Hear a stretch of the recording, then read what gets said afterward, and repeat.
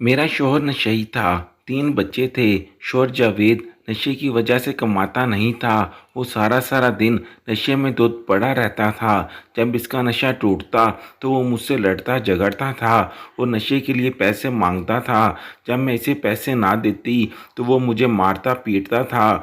घर में फाकों का राज होता था। जब मैं बच्चों को भूख से बिलखता हुआ देखती तो मेरा दिल खून के आंसू रोता। मैं बहुत परेशान रहने लगी थी।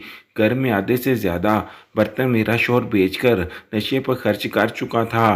मेरा भाई मेरी मदद कर दिया करता था। एक रोज़ मैं घर में फाकों से तंग आकर नौकरी करने के लिए घर से निकल पड़ी। मेरी एक जानने वाली औरत थी। इसका नाम शहनाज था। वो भी लोगों के घरों में काम करती थी। मैं इससे मिली और इसे कहा कि वो मुझे भी कहीं काम दिलवा दे ताकि मैं अपने बच्चों का पेट पाल सकूं। इसने मुझसे वादा कर लिया कि वो बहुत जल्द एक घर में बात करेगी क्योंकि इनको भी एक नौकरानी की ज़रूरत थी। दूसरे दिन ही शहनाज मेरे घर आ गई और कहा कि रुखसाना बीबी को मुलाजमा की ज़रूरत है, तुम मेरे साथ चलो। मैं शहनाज के साथ चल पड़ी। मैं रुखसाना बीबी से मिली। वो बहुत ही अच्छी और मिलनसार खतून थी। उन्होंने मुझसे बातचीत की और मेरे लिए 5,000 तनख्वाह मुकर्रर की। मुझसे पूछा कि तुम क्या अच्छा खाना बना लेती हो? तो मैंने बताया कि मैं सब खाने बना लेती हूँ। वैसे तो मेरे पके हुए खाने मेरे ख़ानदान में बहुत मशहूर हैं और मैं उम्मीद करती हूँ कि आपको भी मेरे पके हुए खाने पसंद आएंगे। ये सुनकर रुखसाना बीबी के चेहरे पर खुशी के तासुरात उभरे। उन्होंने मुझे कल से काम पर आने का कहा और मैं खुशी खुशी घर आ गई। मैं खुदा का शुक्र अदा कर रही थी कि इसने मेरे लिए नौकरी का बंदोबस्त कर दिया था। कम से कम मेरे बच्चे तो भूखे नहीं रहेंगे, मैंने सोचा। और अगले रोज़ मैं सुबह 7 बजे काम पर चली गई। मेरी बेटी बड़ी थी, वो अपने भाइयों को संभाल लेती थी। मुझे वहाँ नौकरी करते हुए चंद महीने हो गए थे। वाकई ही रुखसाना बीबी बहुत अच्छी खातून थी। इनके घर इनका एक बेटा और बेटी रहती थी। बेटा तो सारा दिन जॉब पर होता था लेकिन बेटी यूनिवर्सिटी से 2 बजे आ जाती थी। इनके खामन बिरोने मुल्क होते थे। वो साल में 1-2 बार घर का चक्कर लगाते थे।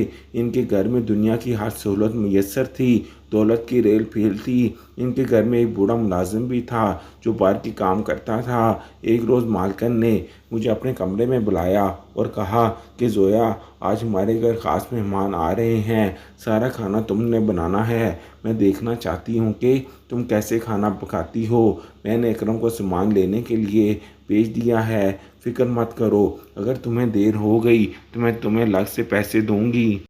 मैंने हामी भर ली। थोड़ी देर के बाद बूढ़ा मुलाजम अकरम सामान ले आया। मैंने काम से फारग होते ही खाना बनाना शुरू कर दिया। रुखसाना बीबी अपने कमरे में ही थी। मेहमानों ने शाम को आना था, इसलिए मुझे खाना बनाते हुए शाम हो गई थी। रुखसाना बीबी ने कई किस्म की डिशेस बनवाई थी और जब उन्होंने टेस्ट किया तो वो बहुत खुश हुई और मेरे हाथों से बने हुए खाने की बहुत तारीफ़ की। फिर उन्होंने मुझे 500 रुपये दिए और मैं घर आ गई। मैं बहुत खुश थी कि मुझे तनख्वाह के अलावा 500 रुपये मिल गए थे। रुखसाना बीबी ने कहा था कि मैं जिस दिन खाना बनवाऊंगी तो वो मुझे इस दिन के एक्स्ट्रा 500 रुपये देंगी। जब मैं अगले रोज़ काम पर गई तो रुखसाना बीबी ने मुझे अपने कमरे में तलब किया। वो बहुत खुश थीं। कहने लगी, जोया, तुम्हारे बनाए गए खाने मेहमानों को बहुत पसंद आए थे। मैं चाहती हूँ कि तुम अब मेरे लिए खाना बनाना करो, मैं तुम्हें इसके एक्स्ट्रा पैसे दे दिया करूँगी। क्या कहती हो? ये कहकर उन्होंने मेरी तरफ देखा। ठीक है बाजी, जैसा आप कहेंगी मैं वैसा ही करूँगी, मैंने जवाबन कहा, क्योंकि मुझे तो पैसों से गर्ज थी। पैसा आज हर इंसान की ज़रूरत है। महंगाई आसमान को छू रही है। ऐसे में कौन होगा जो पैसों को ठुकराएगा? रुखसाना बीबी ने कहा कि तुम काम कर लो, मैं सामान मंगवा लेती हूँ, मैंने जो कुछ बनवाना है। रुखसाना बीबी ने दोपहर तक मुख्तलिफ़ डिशों का सामान मंगवा लिया और वो खुद ही मेरे साथ मिल गई। हमने 2 घंटे के अंदर अंदर मुख्तलिफ़ किस्म की डिशेस तैयार कर लीं। फिर मैंने एक अजीब बात देखी। रुखसाना बीबी ने सारी डिशेस मेज़ पर रखी और अपने सामान से मोबाइल फ़ोन उठा लाई। उन्होंने सब डिशों की तस्वीरें बना लीं। फिर मुझसे कहा कि ये सारी डिशेज़ फ्रिज में रख दो। मुझे हैरत तो हुई, लेकिन मैंने कोई सवाल ना किया और सारी डिशें फ्रिज में रख दीं। शायद वो थोड़ा थोड़ा करके खाने का इरादा रखती थीं। इसी दौरान रुखसाना बीबी ने बूढ़े मुलाजिम अकरम को बुलाया और इसे पैसे देकर अपने लिए बाहर से खाना मंगवाया। मुझे हैरत तो बहुत हुई, लेकिन मैं खामोश रही। हस्बे वादा मुझे 500 रुपये दिए और मैं शाम को घर आ गई। अगले रोज़ मैं काम पर गई। मुझे काम करते हुए थोड़ी ही देर हुई थी कि रुखसाना बीबी ने मुझसे ठंडा पानी मांगा। मैंने फ्रिज खोला तो मैं हैरान रह गई, क्योंकि फ्रिज में खाने की डिशेस वैसे की वैसे ही पड़ी हुई थीं। लगता ही नहीं था कि रुखसाना बीबी या किसी और ने इन डिशों में से थोड़ा सा भी खाना निकाला हो। मैं पानी लेकर रुखसाना बीबी के पास आ गई, उन्हें पानी दिया। जब उन्होंने पानी पी लिया और गिलास मुझे वापस कर दिया तो मैंने पूछ लिया, बाजी कल आपने मुझसे जो डिशेस बनवाई थीं आपने इनमें से एक भी नहीं खाई। क्या खाना पसंद नहीं आया था? रुखसाना बीबी मुस्कुराई और कहने लगी, मैंने वो डिशेस अपने लिए नहीं बनवाई। इनकी बात सुनकर मुझे हैरत हुई। मैं आपकी बात नहीं समझी। आपने अपने लिए डिशेस नहीं बनवाई थी तो फिर किसके लिए बनवाई हैं? रुखसाना बीबी ने बताने की बजाय कहा कि जाओ जोया, तुम अपना काम करो। मैं वापस किचन में आ गई। बोतल फ्रिज में वापस रखने के बाद मैं काम काज में मसरूफ़ हो गई, लेकिन मेरी आंखों के सामने वो डिशेस घूम रही थी। फिर मेरे दिल में ये बात आई कि शायद रुखसाना बीबी ने अपने मेहमानों के लिए डिशेस बनवाई होंगी और मेहमान नहीं आए होंगे, इसलिए वो डिशेस वैसे की वैसे ही पड़ी हैं। अगले रोज़ भी वो सारी डिशेस वैसे की वैसे ही पड़ी थीं, लेकिन अब सारा खाना बासी हो चुका था। मैं रुखसाना बीबी के पास गई और पूछा, बीबी जी ये सारी डिशेस बासी हो चुकी हैं, अगर आप कहें तो सारा खाना फेंक दूं? रुखसाना बीबी ने नफ़ी में सर हिलाया। नहीं जोया, तुम ऐसा करो, जब तुम घर जाना तो सारा खाना अपने साथ ले जाना, अपने बच्चों को खिला देना। मुझे हैरत हुई। मैंने कहा, बाजी खाना तो बासी हो चुका है, मेरे बच्चे ये खाना खाने से बीमार भी पड़ सकते हैं। रुखसाना बीबी ने कहा कि खाना ख़राब नहीं है, ठीक है, अगर तुम नहीं ले जाना चाहती तो फिर किसी गरीब को देती जाना। मुझे रुखसाना बीबी की ये बात अजीब लगी। बहरहाल जब मैं काम से फारिग हो गई तो मैंने सारा खाना एक बड़े से छापर में डाला और घर की तरफ रवाना हो गई। बेशक खाना ख़राब नहीं हुआ था, लेकिन बासी तो था, इसलिए मैंने इसको किसी को देने की बजाय रास्ते में फेंक दिया और घर चली गई। 3 दिन ही गुजरे थे कि रुखसाना बीबी ने एक बार फिर मुझसे अपनी पसंद की डिशेस बनवाई। फिर जब डिशेस तैयार हो गईं तो उन्होंने मोबाइल से तस्वीरें बनाई और कहा कि जोया, जब ये डिशेस ठंडी हो जाएं तो इन्हें फ्रिज में रखती जाना। मैंने इनके हुक्म की तामील की और अपने घर आ गई। इस रोज़ भी रुखसाना बीबी ने मुझे 500 रुपये दिए थे, लेकिन मुझे समझ नहीं आ रही थी कि रुखसाना बीबी सारी डिशेस की तस्वीरें क्यों बनाती हैं और इन तस्वीरों पर क्या करती हैं। मैंने सोचा कि किसी दिन मैं इनसे पूछूंगी। इस रोज़ भी रुखसाना बीबी ने वही किया था। उन्होंने अकरम के हाथ बाहर से अपने लिए खाना मंगवा लिया था। अगले रोज़ जब मैं काम पर गई तो फ्रिज में पड़ी डिशेस को देखकर मेरी हैरत की इंतहा ना रही। आज भी सारी डिशेस वैसे की वैसे ही पड़ी हुई थीं। ये क्या चक्कर था? रुखसाना बीबी डिशेस को तैयार करवा लेती थीं, लेकिन खाती नहीं थीं। आखिर क्यों? मैं फ्रिज को हैरत से देख रही थी कि रुखसाना बीबी आ गई और पूछा, जोया, फ्रिज खोल कर क्या देख रही हो? मैं हड़बड़ा गई। वो बीबी जी, दरअसल मैं डिशेस को देख रही थी, आपने इनमें से एक डिश भी नहीं खाई। लगता है कि आपको मेरे खाने पसंद नहीं आ रहे। रुखसाना बीबी हंसने लगी और कहने लगी, नहीं जोया, ऐसी तो कोई बात नहीं है, मुझे तुम्हारे बनाए हुए खाने बहुत पसंद हैं, लेकिन क्या करूं, कल भी मेहमानों ने आना था। ऐन वक्त पर उन्होंने फ़ोन कर दिया कि वो आज नहीं आ रहे, इसलिए खाना वैसे ही पड़ा है। शायद वो आज आ जाएं तो मैंने इन्हें ये खाना पेश कर दूंगी।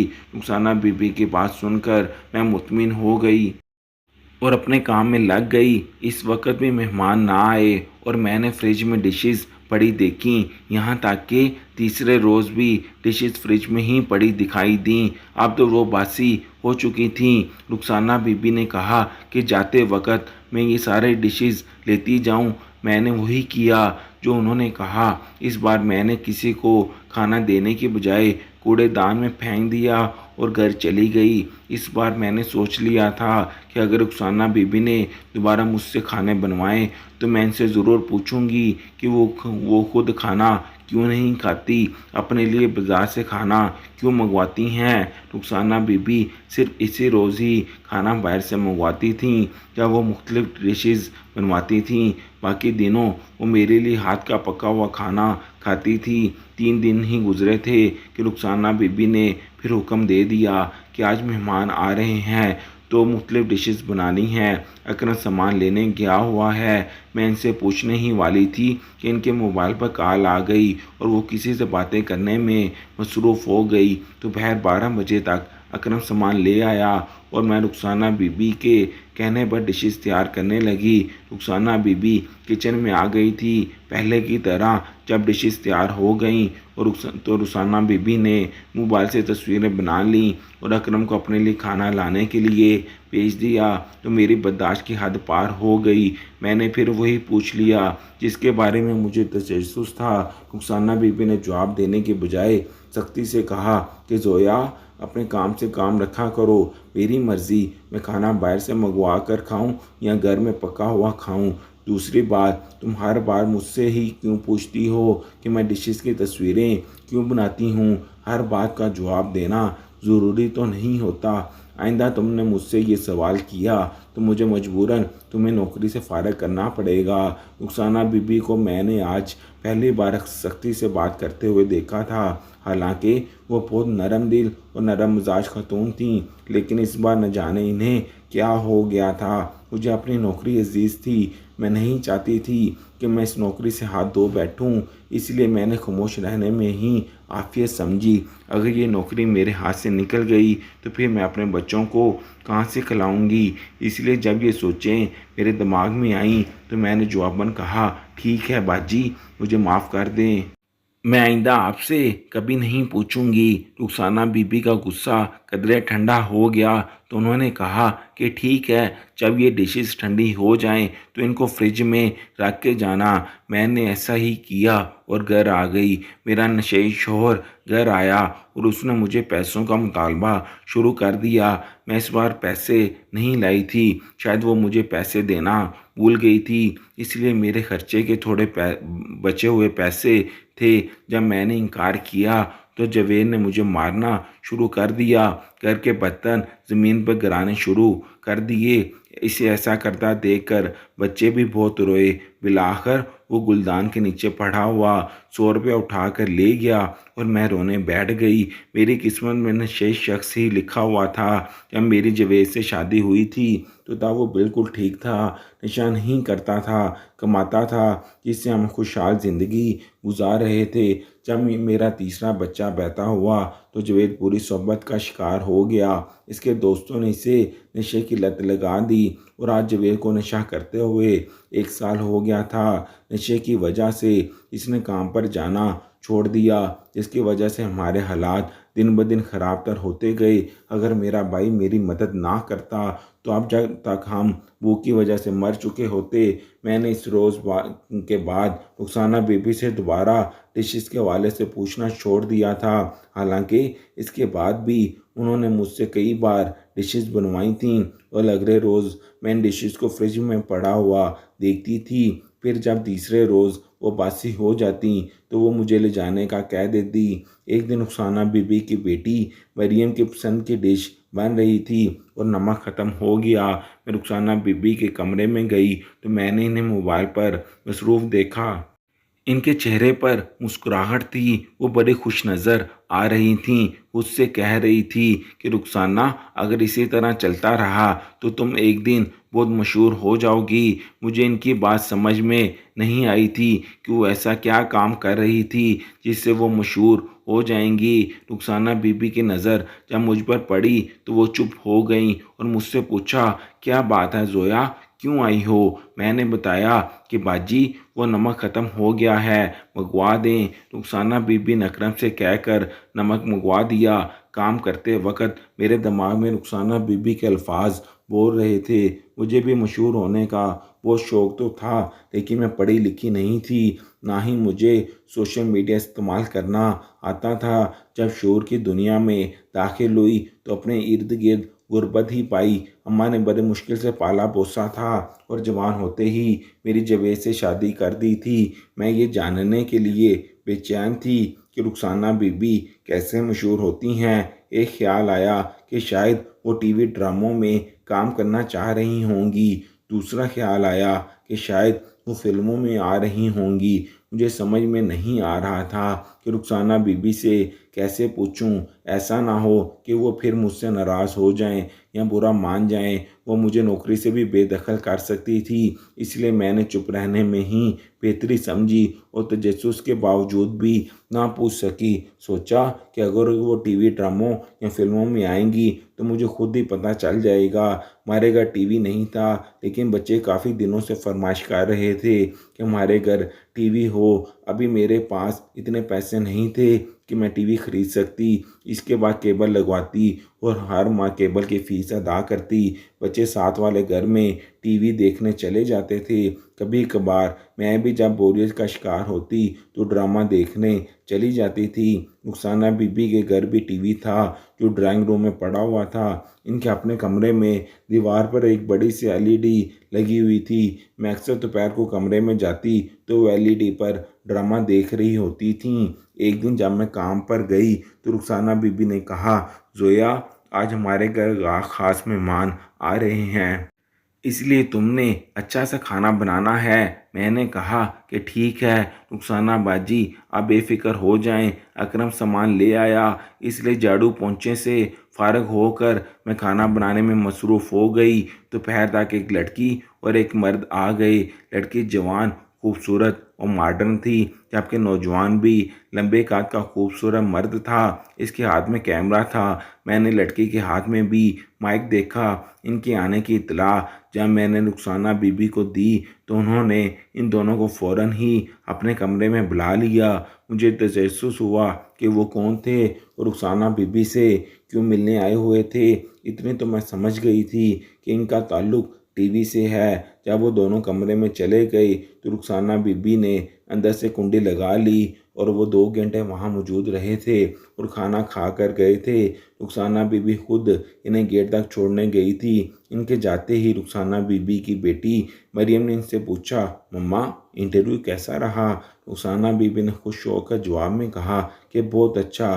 तुम देखना, जैसे ही ये इंटरव्यू चलेगा तो मैं देखते ही देखते मशहूर हो जाऊंगी और फिर लोग मुझसे खाने बनाने की तरकीबें पूछेंगे। रुखसाना बीबी की बातें बिल्कुल मेरे पल्ले नहीं पड़ रही थीं, लेकिन मेरे जहन में ये सवाल गर्दिश कर रहा था कि रुखसाना बीबी किन खानों की तरकीबों की बात कर रही थी। कि जब मैं यहाँ मुलाजमत कर रही थी मैंने बहुत ही कम रुखसाना बीबी को खाना बनाते देखा था। ज़्यादातर तो मैं ही खाना बनाती थी। अलबत्ता वो मेरे साथ किचन में मौजूद ज़रूर होती थीं और कभी कभी मेरी मदद भी कर दिया करती थीं। अलबत्ता एक बात मैंने ख़ास तौर पर नोट की थी कि जब मैं ख़ास किस्म की डिशेस तैयार करती थी तो रुखसाना बीबी मुझसे वो खाना पकाने की तरकीबें ज़रूर पूछती रहती थीं और एक कापी पर नोट करती जाती थीं।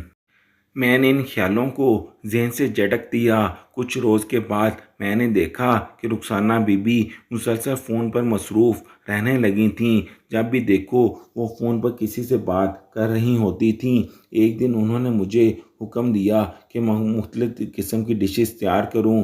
डिशों के नाम उन्होंने बता दिए थे। मैंने डिशेस तैयार कर लीं। रुखसाना बीबी मोबाइल से डिशों की तस्वीरें बना रही थीं कि अचानक किचन में एक लड़की और लड़का आ गए। इनका ताल्लुक़ भी किसी चैनल से था। इनके पीछे अकरम था। दोनों को अचानक देखकर रुखसाना बीबी गड़बड़ा गईं और चेहरे पर ज़बरदस्ती मुस्कुराहट बिखेरते हुए बोली, अरे आप लोग तो आ भी गए। आपने तो 2 बजे आना था, अभी तो 1 बजा है। लड़की ने भी मुस्कुराते हुए कहा कि बस हम ज़रा जल्दी पहुंच गए हैं। फिर वो डिशों को देखते हुए बोली, अरे वाह, आपने तो खाना भी बना लिया है। मेरे मुंह में तो पानी भर आया है। ये कह के इस लड़की ने एक डिश उठाई और खाना शुरू कर दिया। मैं हैरत से ये सब कुछ देख रही थी। रुखसाना बीबी के चेहरे पर भी हवाइयाँ उड़ी हुई थीं। आज से पहले वो इतनी परेशान दिखाई नहीं दी थी जितनी आज थी। लड़की ने खाने की तारीफ करते हुए कहा, वाओ रुखसाना मैडम, आके आपके हाथों में तो वो जायका है, मज़ा आ गया है। फिर इसने अपने साथी से कहा कि नुमान तुम भी खाओ ना। नुमान ने भी खाना टेस्ट किया तो वो भी रुखसाना बीबी की तारीफ किए बगैर ना रह सका और मैं दंग नज़रों से रुखसाना बीबी की तरफ देख रही थी, जो कभी मुझे देखती तो कभी इन डिशेस को। इस लड़की ने कहा कि रुखसाना मैडम, आपके यूट्यूब वाले खाने की तो वीडियोस तो धूम मचा दी हैं, 1 लाख से भी ज़्यादा फॉलोअर्स हो गए हैं। क्या ख्याल है आपका, यहीं इंटरव्यू ना कर लिया जाए? आप खाना भी बना रही हैं। रुखसाना बीबी ने सर हिला दिया और फिर वो इंटरव्यू देने में मसरूफ़ हो गई। नौजवान लड़का इनकी वीडियोस बना रहा था और मैं कोने में खड़ी हैरत से दंग ये सब कुछ सुन रही थी। मेरे रोंगटे खड़े हो गए। सारी डिशेस मैंने तैयार की थीं और तारीफ़ें रुखसाना बीबी समेट रही थीं। फिर रुखसाना बीबी इस लड़की और नौजवान को अपने कमरे में ले गई और मेरे मुंह से ठंडी सांस निकल आई। सारी बात मेरी समझ में आ चुकी थी कि रुखसाना बीबी मेरी बनाई हुई डिशों की तस्वीरें इसलिए बनाती थीं कि वो उनकी वीडियो बनाकर यूट्यूब चैनल पर डालती थीं। इन वीडियो में जो वो लोगों को खाना बनाने की तरकीबें बताती थीं और लोग इनकी वीडियोस को पसंद करते थे। लोग इन्हें फ़ोन करके इनसे खाना बनाने की तरकीबें भी पूछते थे। मुझे बेहद दुख हुआ था क्योंकि बेशक सामान रुखसाना बीबी का ही होता था, लेकिन मेहनत तो मेरी ही होती थी और इसका सारा क्रेडिट रुखसाना बीबी ले जाती थी। जब टीवी चैनल वाले चले गए तो रुखसाना बीबी ने मुझे अपने कमरे में बुलाया। इनके चेहरे पर शर्मिंदगी के तासुरात थे। उन्होंने मुझे अपने पास बिठाया और बोली, देखो ज़ोया, मैं जानती हूँ कि सब जानकर तुम्हें बेहद अफसोस हुआ होगा, लेकिन मैं मशहूर होना चाहती थी। जब तुमने मुझे बताया कि तुम खाने बहुत अच्छे बना लेती हो तो मैंने अपना चैनल बना लिया था और सारी तस्वीरों की वीडियोस बनाकर चैनल पर शेयर कर देती थी। तुम मेरे लिए काम करती रहो, मैं तुम्हें इसके पैसे देती रहूँगी। मेरे पूछने पर रुखसाना बीबी ने बताया कि मैं वो डिशेस इसलिए नहीं खाती थी क्योंकि मुझे मिर्चें खाना मना है, इसलिए मैं बाज़ार से खाना मंगवा लेती थी। मैं सोचती हूँ कि अमीर लोग शोहरत हासिल करने के लिए क्या कुछ करते हैं, मेहनत किसी और की और सारा क्रेडिट वो ले जाते हैं। काश अमीर लोग किसी की मेहनत पर हाथ साफ करने से पहले ये सोच लें कि ऐसा करने से क्या इनका ज़मीर मुतमिन हो जाता है।